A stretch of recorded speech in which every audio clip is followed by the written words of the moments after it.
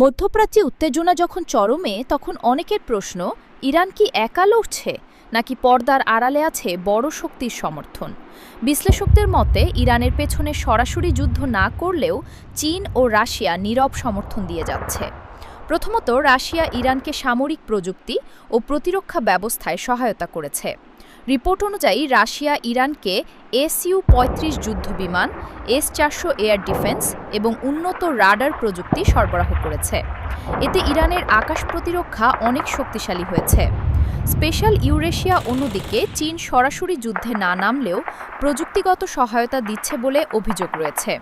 বিশেষ করে চীনের বাইডু স্যাটেলাইট ন্যাভিগেশন সিস্টেম, উন্নত রাডার এবং বিভিন্ন ডুয়াল ইউজ প্রযুক্তি ইরানের ক্ষেপণাস্ত্র ও ড্রোন ক্ষমতা বাড়াতে সাহায্য করছে বলে বিশ্লেষকরা মনে করেন।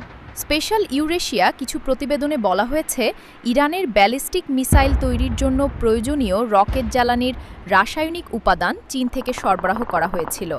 তবে আন্তর্জাতিক সংবাদ মাধ্যম বলছে, বর্তমান সংঘাতে চীন ও রাশিয়া সরাসরি যুদ্ধের মধ্যে ঢুকতে চায় না।